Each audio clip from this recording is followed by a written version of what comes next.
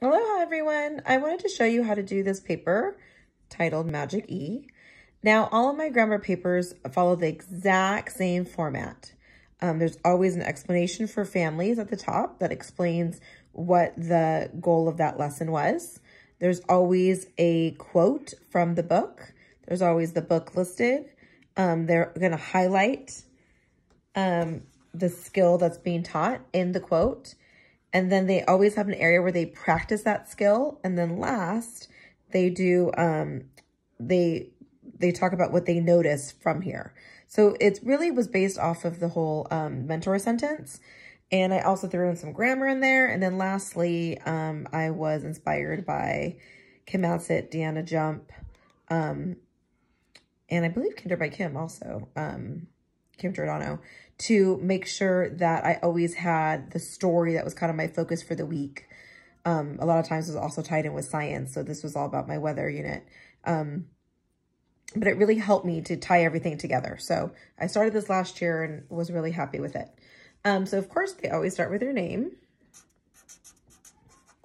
And then, like I said, I always wanted to put at top for families so that they know. I noticed that some words that have an E at the end make the vowel say its name, making it a long vowel. I call it the Magic E personally. Now I can practice by highlighting each Magic E word in this excerpt from Claudette.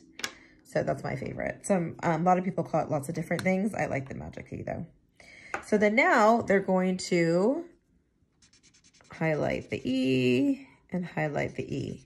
Now this one's a little bit trickier because there's the S there, but usually when it's extra tricky, this really is about exposure. This is clearly not a full-blown standard for kindergarten yet, but we do need to expose them to different spelling patterns, more advanced spelling patterns, and just more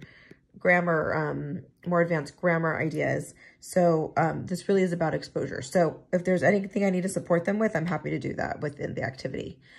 Then it says, next, I can practice by writing E at the end of each word below. So what I did with my class is I actually had them draw the little Magic E, and I have to give a shout out to my favorite teacher, Miss Carlin, who taught me this Magic E. And then you get the Magic E, and it makes the vowel say its name. So in class, I would go through each one and say, okay, cut turns into ute. Nam turns into aim.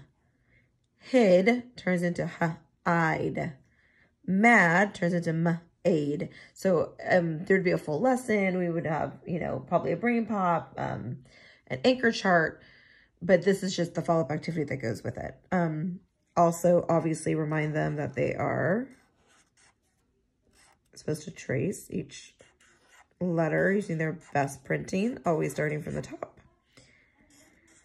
Now, even though this seems really advanced, I have to say, this is the second year that I've done it, that all of my students were able to do it. I really try to make the paper differentiated, so it hit all my different skill levels. So I would put on the board, we have a smart board at my school, I noticed. I would always write that.